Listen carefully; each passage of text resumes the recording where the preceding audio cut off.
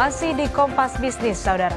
Tahun depan menjadi hujan pungutan yang harus ditanggung oleh masyarakat dan sebagian kecil juga ada yang ditanggung oleh pengusaha. Akan seberat apa tahun depan bagi ekonomi Indonesia? Kepala Ekonom Bank Permata, Joshua Pardede, sudah bersama kami di Kompas Bisnis. Selamat pagi, Mas Joshua, apa kabar? Selamat pagi Asri, kabar baik.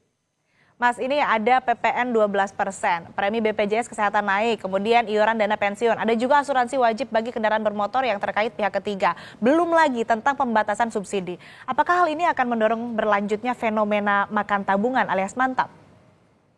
Ya, sepertinya kalau kita lihat tadi dialog sebelumnya ya, dengan adanya potensi kenaikan UMP, sementara di sisi lainnya memang adanya beberapa tambahan belanja-belanja ya, seperti ataupun potongan ataupun dari sisi pungutan-pungutan ya dari PPN naik 12% jadi 12%. Lalu juga kita lihat juga ada BPJS Kesehatan juga naik ya.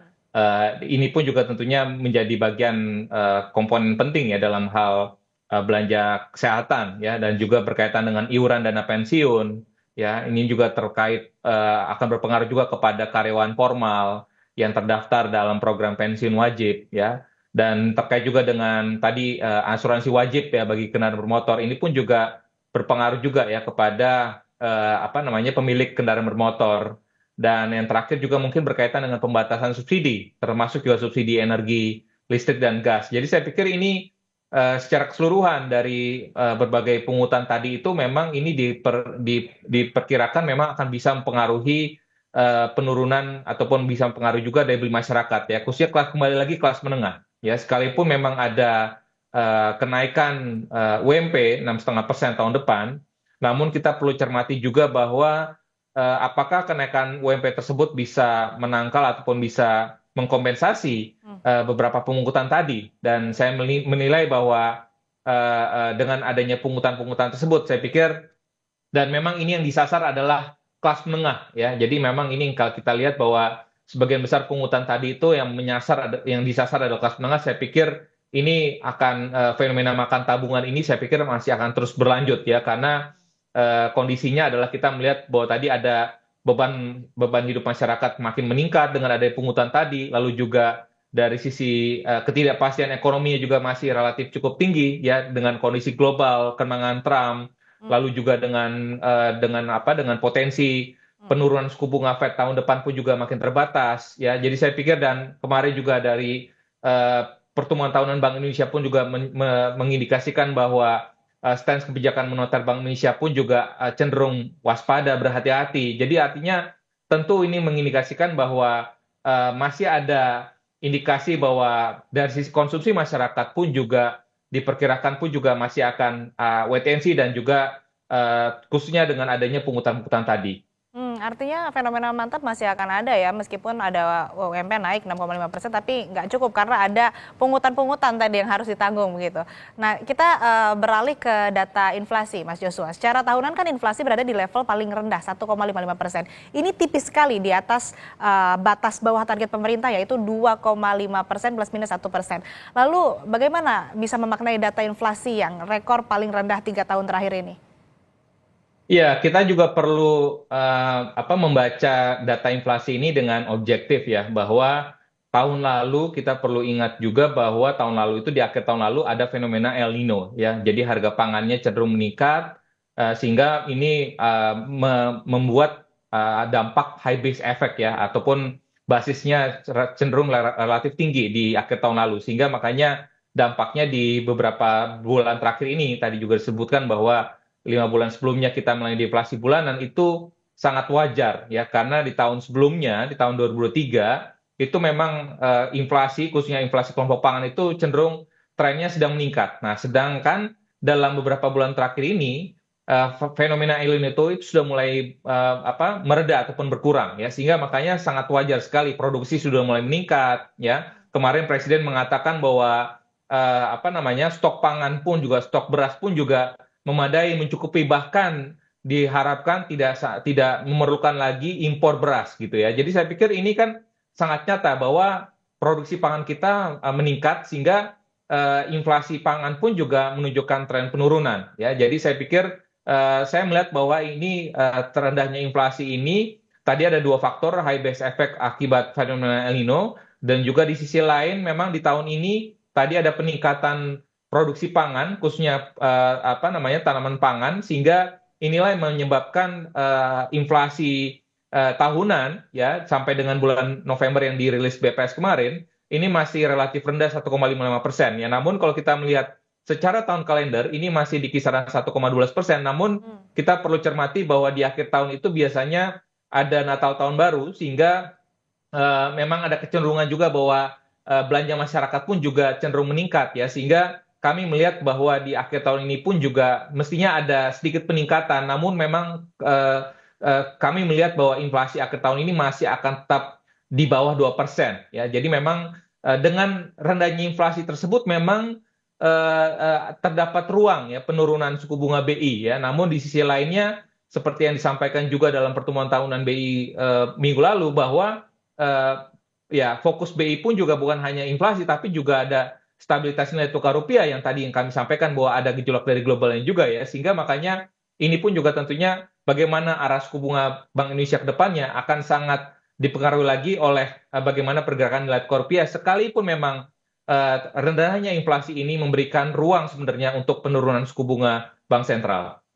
Oke, sedikit penegasan Mas Joshua. Mungkin tadi juga sempat disinggung begitu. Ini apakah kenaikan upah minimum dan bansos cukup mampu untuk mencegah kelas rentan turun kasta menjadi miskin? Apalagi target tahun depan kan tingkat kemiskinan jadi 7-8%.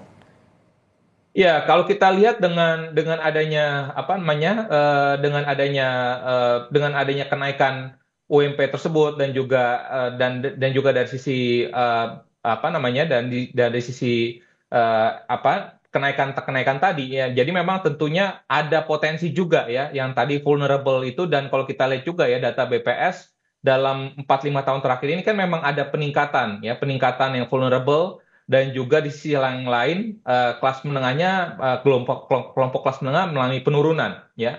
Dan kalau tren tadi daya beli kelas menengah ini terus menurun, saya perkirakan memang akan ada potensi ya bahwa yang vulnerable tadi ini, yang rentan ini, masyarakat rentan ini makin bertambah ya ataupun mungkin bisa turun kasta menjadi menjadi masyarakat miskin kalau tidak ada langkah-langkah preventif dari pemerintah. Oleh sebab itu makanya terkait dengan program bansos ini saya pikir pemerintah perlu mendistribusi bansos ini dengan tepat sasaran yang menjangkau rumah tangga yang miskin dan rentan dan juga terkait juga dengan bansos ini kalau kita lihat perlu juga kalau misalkan bansos tidak diberikan secara konsisten atau terhenti maka masyarakat rentan ini pun juga bisa kembali jatuh miskin gitu. Jadi makanya tentu perlu ada konsistensi dan juga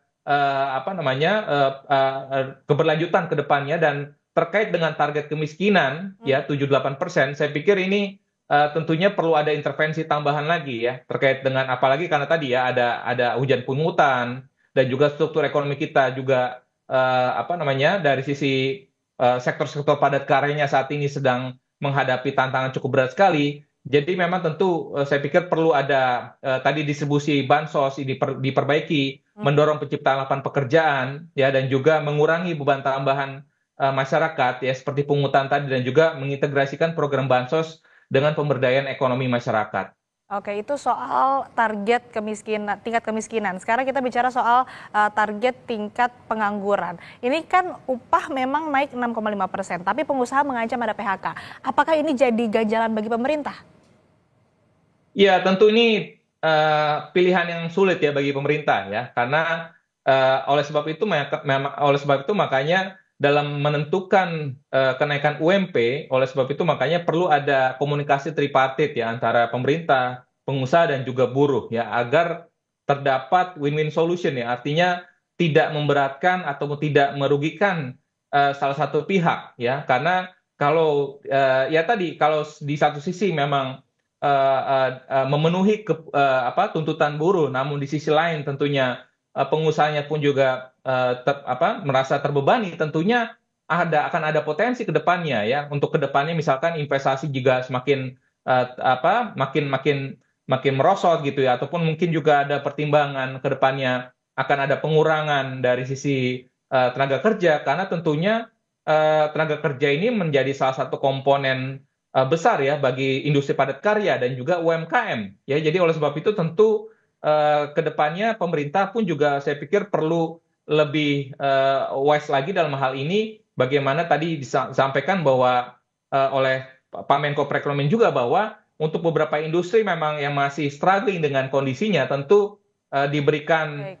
kelonggaran ya untuk kenaikan UMP di tahun depannya pun juga saya pikir bisa dikondisikan tidak sebesar 6,5% gitu ya. Tapi untuk industri-industri ataupun sektor-sektor yang memang sudah recovery, saya pikir sangat wajar untuk dikenakan ataupun memberlakukan kenaikan UMP 6,5% kepada karyawan ataupun buruhnya. Jadi saya pikir ini harus situasional dan kondisional terhadap sektor-sektor ekonomi karena Baik, Mas. situasi yang terjadi adalah tidak semua sektor ekonomi mengalami recovery, tapi tidak semua sektor ekonomi pun juga tidak semua sektor ekonomi pun juga mengalami kondisi yang terpuruk. Jadi saya pikir pemerintah perlu melihat lagi sektor-sektor industri apa saja yang memang harus mengalami kondisi khusus. Baik, Mas Joshua. Terakhir mungkin singkat saja, bagaimana kondisi ekonomi Indonesia saat ini dan proyeksi di tahun depan? Apakah bisa dibilang masih sehat dan target pertumbuhan ekonomi 5,2% ini masih bisa tercapai? Ya, kalau kita melihat kondisi ekonomi kan sejauh ini kondisinya kan struktur ekonomi kita masih sangat ditopang oleh konsumsi rumah tangga dan juga investasi. Dan tahun ini saya pikir masih akan dalam kisaran 5 sampai dengan 5,1%.